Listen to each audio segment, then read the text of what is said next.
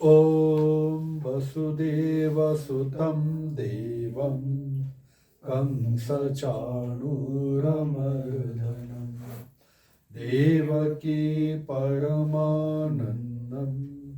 कृष्णं वन्दे जगद्गुरुं। श्रीमद् भगवत गीता हामीले मुख्य रूपमा यो साधक सञ्जीवनी गीता प्रेसको छ, परमराम सुदासको। यो अत्यन्तै राम्रो छ, किन भन त यसको प्रत्येक उसको श्लोकको अन्वय छ, प्रत्येक शब्दको अर्थ छ, डिटेल्समा छ, राम्रोसित छ। हामी कति डिटेल्समा नगए पनि धेरै कुराहरू बुझ्नलाई सजिलो हुन्छ। एकदमै राम्रो छ यो साधक सञ्जीवनी, कुरा बुझ्यौँ नि। अनि हिजो गीताको हामीले कुरा गऱ्यौँ नि होइन, हिजोको क्लासमा। अब यो चाहिँ ध्यान मुद्राको हामीले के मुद्रा अरे ज्ञान मुद्राको कुरा गरौँ होइन। त्यसमा स्वामी रङ्गनाथानन्द महाराजले भन्नुभएको कुरा पनि अलिकति यसलाई पढौँ थोरै। अनि ठाकुरले के भन्नुभएको छ गीताको विषयमा? ठाकुरले भन्नुभएको छ गीताको सार के हो भन्दाखेरि 10 चोटि गीता भन्दा जे हुन्छ त्यही हो। गीता गीता गीता गीता गीता गीता त्यागी त्यागी त्याग, त्याग नै गीताको सार हो, सार वस्तु। गीताको सार नै त्याग हो, कुरा बुझौँ नि। अब यो अलिकति स्वामी रङ्गनाथानन्द महाराजको हामीले पढौँ।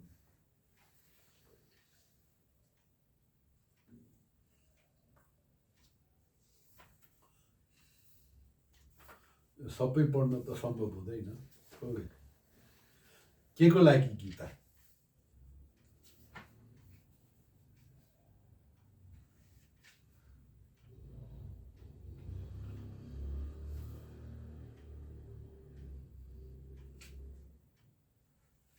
यो अलिकति पढौँ है। यो स्वामी रङ्गनाथानन्द महाराज एकजना आर्मीको जेनरललाई भेट्न जाँदाखेरि को घटना यो आउँछ। यो गीता की शक्ति तथा आकर्षण भन्ने स्वामी रङ्गनाथानन्द महाराजको 3 भोल्युममा गीता छ, हाम्रो यो बुक स्टलमा छ, बुझ्यौ नि।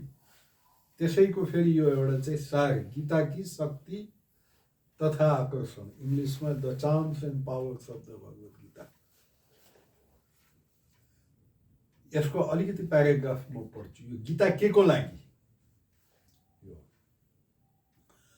भारत के विभिन्न अंचलों में यात्रा करते समय मेरा ध्यान, यो स्वामी रङ्गनाथानन्द महाराजले भन्दै हुनुहुन्छ, हिन्दी अनुवाद हो, कुरा बुझ्यौ नि, अङ्ग्रेजीको हिन्दी अनुवाद। मेरा ध्यान अपने देश की जनता में व्यापक रूप से फैली इस नासमझी की ओर गया। अझै अगाडि है त, अझै अगाडि, अझै अलिकति अगाडिबाट पढौँ। त्यसमा भारत ने गीता को गलत सम्झा। हामीले गीतालाई ठिकसित बुझेनौँ। के बुझेनौँ यार? धेरै पढ्दिनँ है, के भन्छ म पढ्दै जान्छु, धेरै व्याख्या गर्दिनँ। आफै यो आफैमा व्याख्या हो, कतै आवश्यकता पढ्यो भने गरिदिन्छु। भारत ने गीता को गलत समझा। आज शाम हम लोग भगवत गीता का अध्ययन आरंभ करेंगे। इसके प्रारंभ के 3 अध्याय योग के दर्शन तथा अध्यात्म के केंद्रीय विषय वस्तु को प्रस्तुत करते हैं, जिनका श्री कृष्ण ने 4थे अध्याय के प्रारंभ में उल्लेख किया गया है। बाकी के 14 अध्यायों में इसी दर्शन को और भी समृद्ध किया गया है, परंतु मूल संदेश का सार दूसरे तथा तीसरे अध्यायों में बता दिया गया है। यह एक ऐसी पुस्तक है, यो ध्यान से तो सुना, यह एक ऐसी पुस्तक है जो सभी नर नारियों में निहित शाश्वत आध्यात्मिक तत्व की प्राप्ति में और इसके साथ ही उन मानवीय लक्ष्यों को भी समझने में सहायता करती है, जिनके बारे में हमारे संविधान में लिखा है, भनेको भारतवर्षको संविधानमा जिनके बारे में हमारे संविधान में लिखा है गया है तथा जिन्हें आधुनिक युग का मानव ढूंढ रहा है। यही कारण है कि गीता का संदेश आज विश्व के विभिन्न भागों में फैल रहा है। जहां तक हमारा सवाल है, इस आधुनिक युग में हमें इसके अध्ययन में पारंपरिक पद्धति से भिन्न दृष्टिकोण के साथ अग्रसर होना है। पुरानो व्याख्यालाई पनि लिन पर्छ, तर अब आधुनिक व्याख्या चाहियो नि त यसको। अहिलेको दिनमा आजको हाम्रो जीवन जस्तो शैली छ, त्यसमा भगवत गीतालाई कसरी हाम्रो जीवनमा एप्लाई गर्ने, प्रयोगमा ल्याउने, यो त जिउने कला हो नि त। यो त पढेर मुखस्त गरेर नम्बर ल्याएर पास हुनको लागि होइन त। यो त आर्ट अफ लिभिङ भन्छ नि, art of dying, art of living होइन, त्यो हो यो। त्यस कारणले यसको फेरि आधुनिक व्याख्या हुनु पर्यो। आजको कर्पोरेट वर्ल्डमा यसको के रेलेभेन्स छ होइन, एउटा विद्यार्थीको लागि यसको के रेलेभेन्स छ होइन, एउटा जब गर्ने मान्छेको लागि के रेलेभेन्स छ, एउटा हाउसवाइफको लागि के रेलेभेन्स छ, कुरा बुझ्यौ नि। विभिन्न प्रत्येक क्षेत्रको मान्छेको लागि यो गीता कसरी एप्लिकेबल हुन सक्छ र त्यसले हामीलाई कसरी नरिस गर्न सक्छ स्पिरिचुअली, इन्टेलेक्चुअली, कुरा बुझ्यौ नि, त्यो कुरा हो। त्यस कारणले पुरानो किसिमको व्याख्या भन्दा पनि आधुनिक युगमा नयाँ तरिकाले यसलाई हामीले चाहिँ एप्रोच गर्नुपर्छ भन्नुभयो स्वामी रङ्गनाथानन्द महाराजले।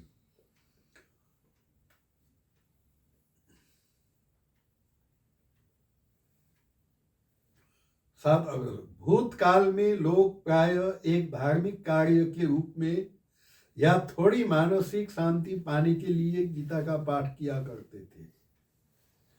सो रिचुअल को रूपमा गीतालाई पढ्थे होइन, स्तोत्र पाठ गरे जस्तो, अलिकति मानसिक शान्ति, त्यसको लागि होइन गीता, त्यतिको लागि मात्रै होइन भन्नुभयो के। परंतु यह एक परम व्यावहारिक पुस्तक है, अत्यन्तै प्र्याक्टिकल गीता हो यो। किन परम व्यावहारिक हो भन त, यो उपदेश नै युद्धको मैदानमा दिइएको हो, कुरा बुझ्यौ नि। यो त एक्टिभिटीको लागि। इस बात का हमें कभी बोध नहीं हुआ और साथ ही इस बात को भी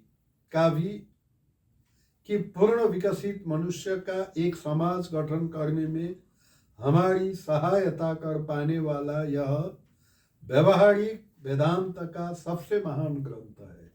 प्रैक्टिकल वेदांत में सबसे महान ग्रंथ, सबभन्दा महान ग्रन्थ हो। खालि सिरानीमा राखेर यसो धार्मिक होइन, रातो कपडाले बाँधेर यसो चन्दनको टिकासिका लगाएर अनि त्यसलाई पूजा गर्ने, सिरानीमा राख्ने, त्यसको लागि होइन यो। के को लागि हो भन्ने कुरा। अब गीता की शिक्षाओं का व्यावहारिक उपयोग हमने कभी नहीं समझा। यदि हमने ऐसा किया होता तो हमें 1000 वर्ष की विदेशी आक्रमण, आंतरिक जाति संघर्ष, सामंतवादी अत्याचार तथा राष्ट्रव्यापी निर्धनता नहीं देखने पड़ते। हमने गीता को कभी गंभीरता से नहीं लिया, परंतु अब ऐसा ही करना होगा। अब गंभीरता ले, यदि गीतालाई ठीक ठीक बुझेको भए, भगवत गीतालाई र त्यसलाई हाम्रो व्यावहारिक जीवनमा एप्लाई गरेको भए 1000 वर्षको गुलामी भोग्नु पर्ने थिएन भारतवर्षले भनेर स्वामी रङ्गनाथानन्द महाराजले भन्नुभयो।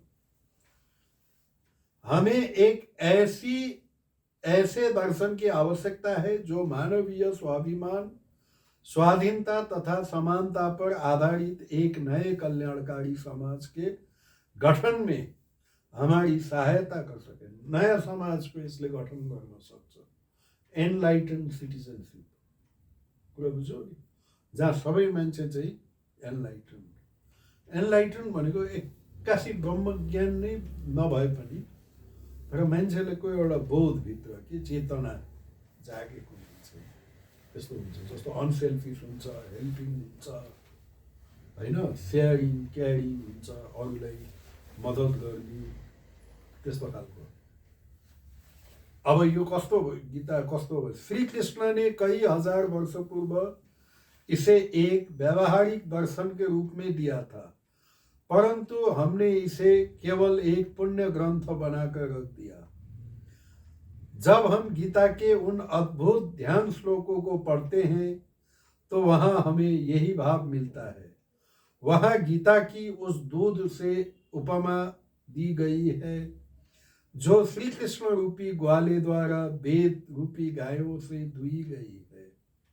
यह दूध किस लिए है? यह पूजा के लिए नहीं है, बल्कि यह हमारी पुष्टि हेतु पीने के लिए है। हृष्ट पुष्ट हुनलाई होइन भनेको स्पिरिचुअल आध्यात्मिक रूपमा हृष्ट पुष्ट हुनको लागि गीता दूध जस्तो हो होइन। सर्वोपनिषदो गावो दुग्धा गोपालनन्द भन्नुभयो नि त। यह पूजा के लिए नहीं है, बल्कि हमारी पुष्टि हेतु पीने के लिए है। केवल तभी हमें शक्ति मिल सकती है, परंतु इन सैकड़ों वर्षों तक हमने इस दूध के पात्र को लिया, इसको फूलों से सजाया, इसकी फूलों से पूजा की, प्रणाम किया, परंतु कभी पिया नहीं। पिउनु पर्ने दूधको पात्रलाई के गरिन्, त्यसलाई पूजा गरिन्, फूल चढाइन्, के गरिन्, तर प्याएनौँ, कामै भएन होइन।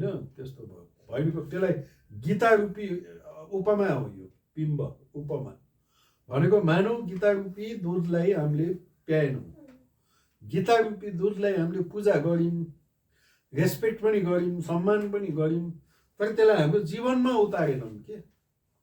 हाम्रो जीवनमा गीतालाई हामीले पालन गरेनौँ, त्यसलाई रातो कपडाले पनि बाँध्यौँ, रेस्पेक्ट त गऱ्यौँ, त्यही भएर गीता आज पनि छ। त्यो पनि ठिकै हो भनौँ न, त्यसले गर्दा पनि गीता आज पनि हाम्रो हातमा छ होइन। पर त्यतिले मात्रै पुगेन कि त्यसलाई हाम्रो जीवनमा त्यसलाई चाहिँ एप्लाई गर्नु पर्यो, हाम्रो प्र्याक्टिकल जीवनमा। त्यो भन्न खोजेको। फूलों से पूजा की, प्रणाम किया कभी, परंतु कभी पिया नहीं। इसी कारण हम लोग शारीरिक, मानसिक तथा सामाजिक दृष्टि से दुर्बल रह गए। त्यही भएर नखाएसम्म त दुधले त उपकार गर्दैन, गर्छ गर्दैन।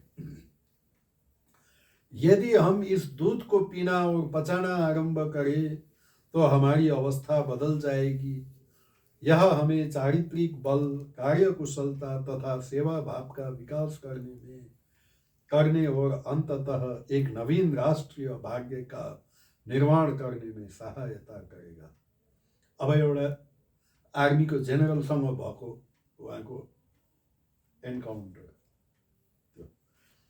भारत के विभिन्न अंचलों में यात्रा करते समय मेरा ध्यान अपने देश की जनता में व्यापक रूप से फैली इस नासमझी की ओर गया। पर हैदराबाद में सन 1949 ईस्वी के पुलिस कार्यवाही के तत्काल बाद आयोजित मेरे 5 दिनों के व्याख्यान कार्यक्रम के दौरान यह बात मेरे मन में बलात् आ गई। एक मित्र ने सुझाया कि मैं राज्य के सैनिक प्रशासक जेनरल JN चौधरी से भेंट करूं। त्यो बेलाको जेनरल, आर्मी जेनरल साथीले भने त्यो आर्मी जेनरल सित भेट्नु पर्छ। अतः जिनके साथ मैं ठहरा था, अपने उन मित्र के साथ ही मैं उनसे मिलने गया। त्यो जेनरल सित भेट्न जानुभयो, आर्मीको जेनरल होइन, कस्तो होला भनौँ, सोच। जनरल चौधरी ने हमारा स्वागत किया और अगले आधे घंटे तक वे बोलते रहे तथा मैं सुनता रहा। वहां नहीं बोलिरहनु। प्रांत के कुछ हिस्सों में कम्युनिस्ट विद्रोह चल रहा था और उन्हें बारंबार टेलीफोन पर बातें करनी पड़ती थी, परंतु हमारी बातें भी चलती रही। तभी मैंने उनकी मेज पर गीता की एक प्रति देखी। त्यति नै बेला उहाँले उहाँको टेबलमा एउटा भगवत गीताको कपी देख्नुभयो। त्यसपछि महाराजलाई अब मैले बोल्ने उहाँलाई चाहिँ विषय पाउनुभयो। इससे मुझे भी कुछ बोलने का मौका मिल गया। मैं अच्छा, मैंने पूछा, जनरल चौधरी क्या आप गीता पढ़ते हैं?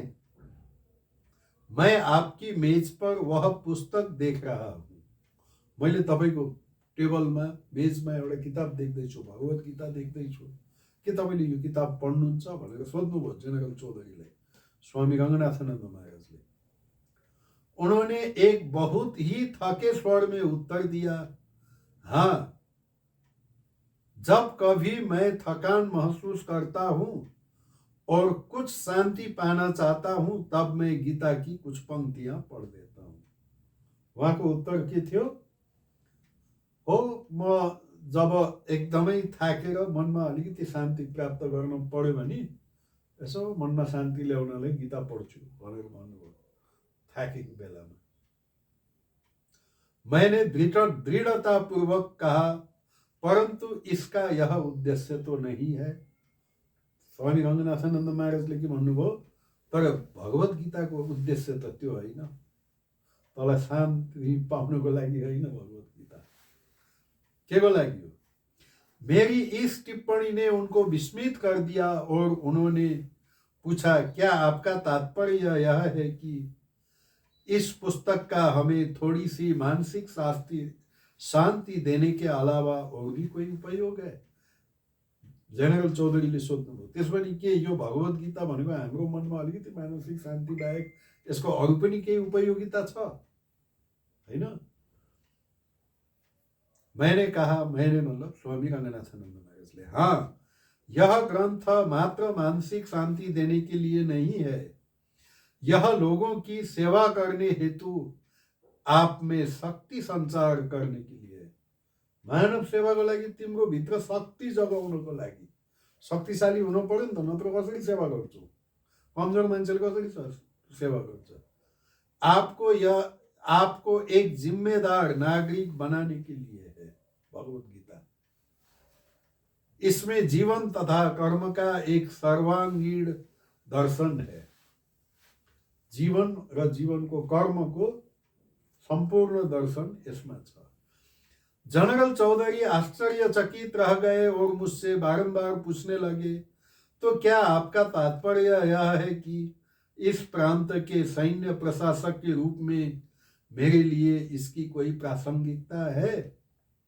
म त एउटा आर्मी जनरल हो यो प्रान्तको, त यो मेरो लागि के काम छ यसमा? यसले मेरो प्रोफेसनमा यसले के कन्ट्रिब्युट गर्न सक्छ as a army chief, army general होइन? किनभने यो त शान्ति पाउनको लागि थाकेर घरमा आएको बेला मैले त त्यो पो सोचेको थिएँ त, मलाई त युद्धको मैदानमा जानुपर्छ, लडाइँ लड्नुपर्छ, त्यसमा गीताले के उपदेश दिन्छ होइन?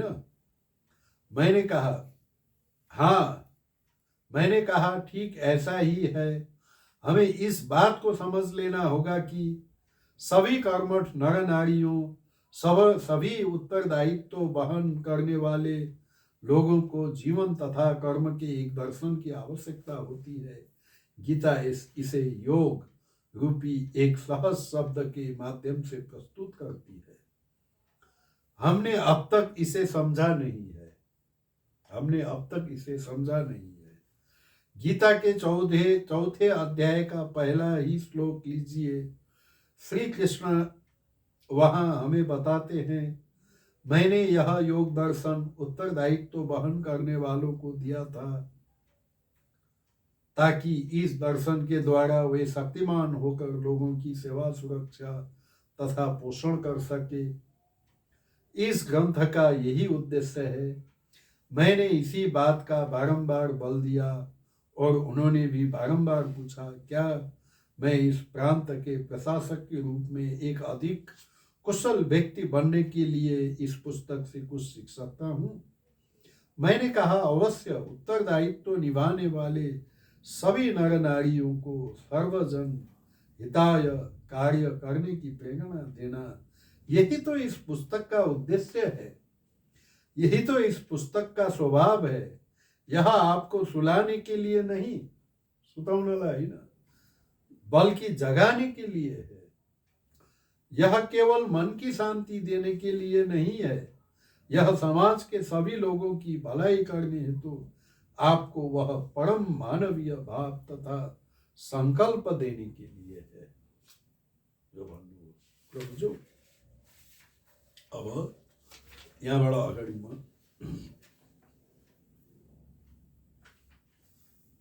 यसलाई चाहिँ गीताकै ध्यान श्लोक त्यो पनि अलिकति पढौँ हामीले। हिजो होइन अलिअलि मैले त भने आफ्नो मेमोरीबाट त्यो स्वामी रङ्गनाथानन्द महाराजको उसमा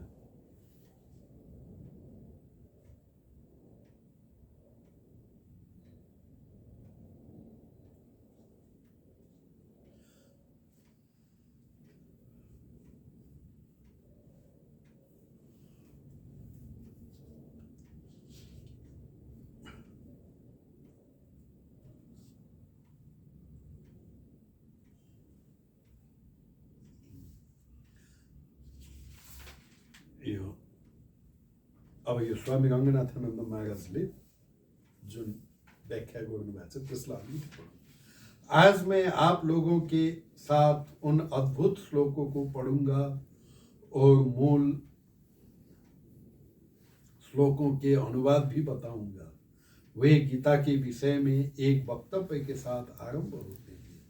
गीता को ध्यान श्लोक है तो ओम पार्थाय प्रतिबोधितां भगवता नारायणेन स्वयं व्यासेन ग्रथितां पुराणमुनिना मध्ये महाभारतम् अद्वैतामृतवर्षिणीं भगवतीम् अष्टादशाध्यायिनीम् अम्ब त्वामनुसन्दधामि भगवद्गीते भवद्वेषिणी।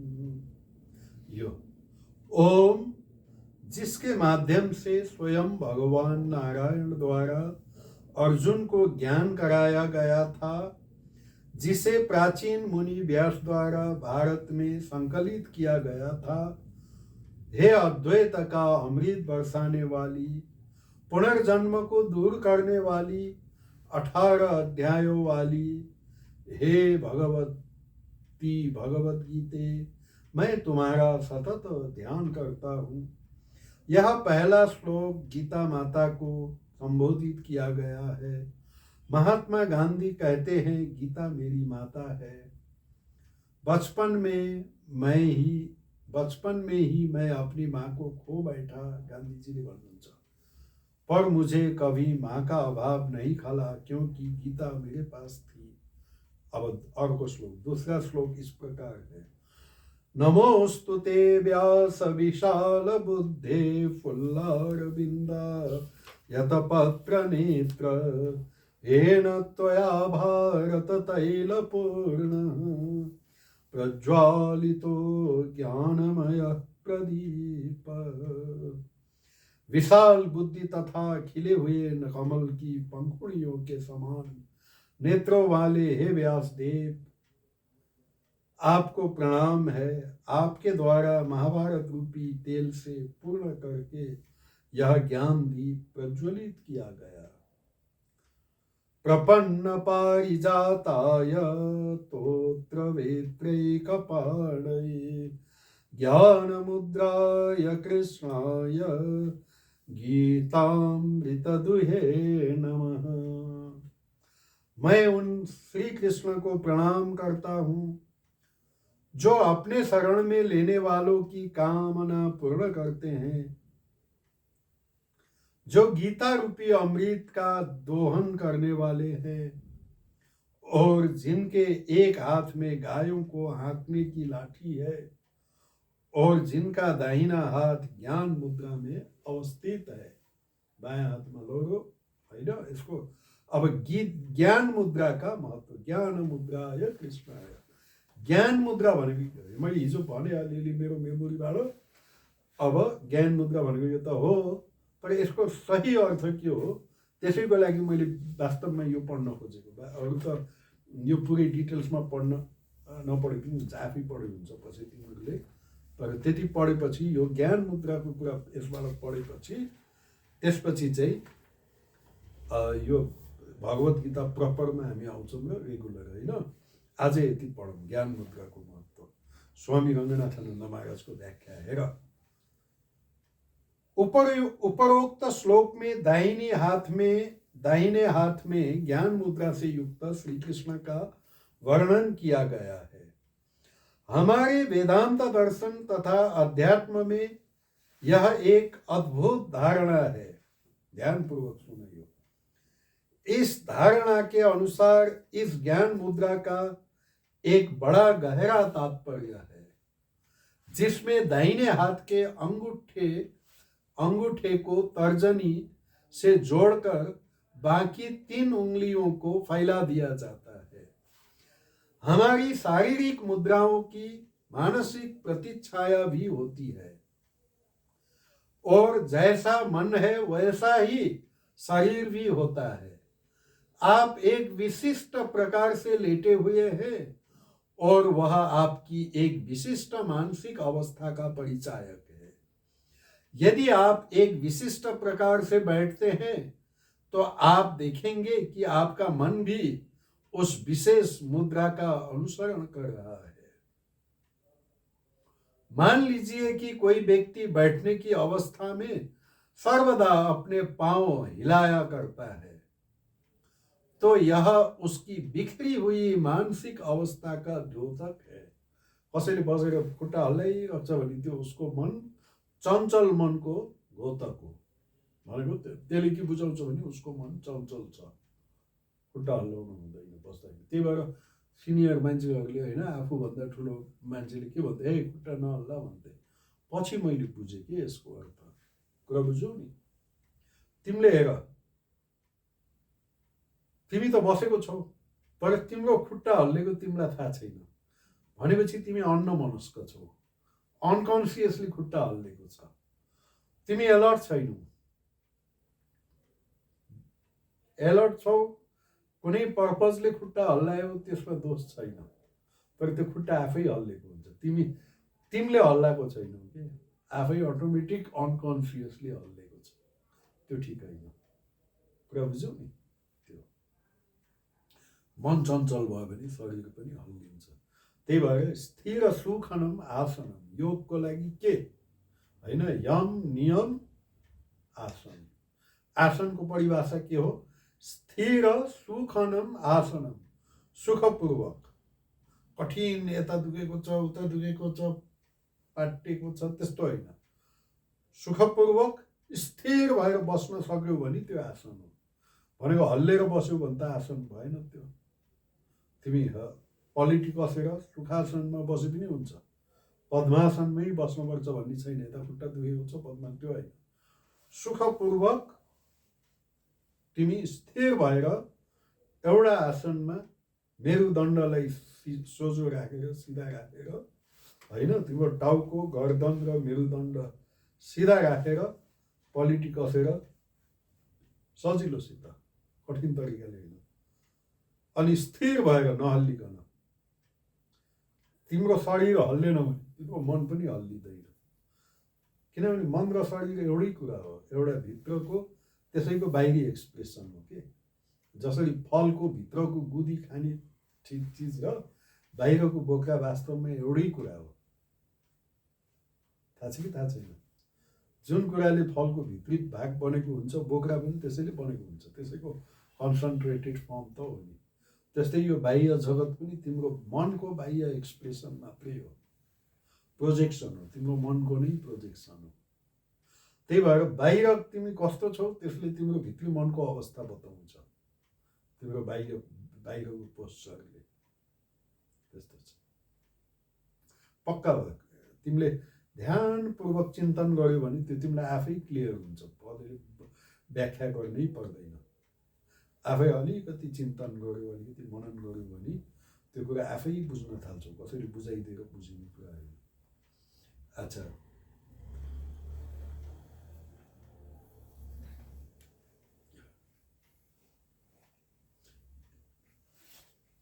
और उसका बिखरी हुई मानसिक अवस्था का द्योतक है। इन सभी मामलों में शरीर मन के प्रभाव को व्यक्त करता है। अतः इस दृष्टिकोण से ज्ञान मुद्रा एक गंभीर मानसिक अभिव्यक्ति का एक विलक्षण प्रतीक है। जैसा कि नाम से ही प्रकट होता है, यह मुद्रा साधारण या लौकिक ज्ञान से लेकर सर्वोच्च आध्यात्मिक ज्ञान तक हर प्रकार के ज्ञान की द्योतक है। भारतवर्ष में हम लोगों ने कभी लौकिक व आध्यात्मिक ज्ञान के बीच ज्यादा भेद नहीं किया। हमारे लिए तो सभी ज्ञान ही पवित्र है। स्मरण रहे कि एकमात्र देवी सरस्वती ही सभी प्रकार के ज्ञानों तथा कलाओं का प्रतिनिधित्व करती है। संपूर्ण ज्ञान की एकता हमारे भारतीय परंपरा का एक गहन भाव है। अध्ययन के लिए हम ज्ञान के अनेक विभाग कर सकते हैं, परंतु हमें ज्ञान की अखंडता को भंग नहीं करना चाहिए। भारत में हमारी ऐसी ही शिक्षा है, अतः हमारे देश में ऐसी धारणा है कि प्राप्त करने योग्य वस्तुओं में ज्ञान ही सबसे महान है। विद्याधनम सर्वधनम सर्वधन प्रधानम, विद्याधनम सर्वधन प्रधानम, सबै धनमा सबभन्दा प्रधान धन विद्याधन। सभी प्रकार के धनों में ज्ञान रूपी धन ही सर्वश्रेष्ठ है। गीता का कहना है कि दुनिया में ज्ञान से बढ़कर पवित्र करने वाला अन्य कुछ भी नहीं है। नहीं ज्ञानेन सदृशम पवित्रम इह विद्यते। हमारे एक विश्वविद्यालय मैसूर विश्वविद्यालय का यही बोध वाक्य है। मनुष्य इसलिए मनुष्य है क्योंकि उसमें ज्ञान का शोध करने की शारीरिक क्षमता विद्यमान है। कोई भी पशु ज्ञान की खोज नहीं कर सकता, कुनै अरू प्राणीले गर्न सक्दैन। पशुओं के पास सहज वृत्ति से जुड़ा केवल एक यंत्र होता है और वे पूरी तौर से आनुवांशिक तंत्र के द्वारा परिचालित होते हैं। परंतु मनुष्य ज्ञान की दुनिया में शोध करने के मार्ग पर छोड़ दिया जा गया है। यह ज्ञान की दुनिया लौकिक भी हो सकती है और आध्यात्मिक भी, परंतु भारत में हमारे लिए सारे ज्ञान पवित्र है। हम लौकिक से आरंभ करके आध्यात्मिक में अपनी खोज जारी रखते हैं। यसपछि अर्को दिन पढौँला, किनभने अझै अलिकति छ। यो यति यो ज्ञान मुद्राको मिनिङ र अर्को तपस्याको मिनिङ, यति दुईटा पढेपछि त्यसपछि म धेरै यो पढ्दिनँ, किनभने मेन भगवत गीतामा आउनु पर्यो। तर के छ भगवत गीतामा कुरा बुझ्यो कि बुझेनौ? भगवत गीतामा के छ, किन भगवत गीता पढ्ने, त्यो कुरा त पहिला बुझ्नु पर्यो नि त। त्यसपछि भगवत गीता पढेपछि बल्ल भगवत गीता पढेको ठिक ठिक हामीले बल्ल पढिन्छ के। भगवत गीता किन पढ्ने थाहै छैन, यसै त्यो बोर हुन्छ। बुझ्यो कि बुझेन? के कारणले भगवत गीता पढ्ने, त्यो अलिकति महाराजको इन्ट्रोडक्सन पढेपछि क्लियर हुन्छ। त्यसपछि अगाडि बढ्ने। आजलाई यति नै। ओम शान्ति शान्ति शान्ति। हरि ओम तत्सत्। श्री राम कृष्णार्पणमस्तु।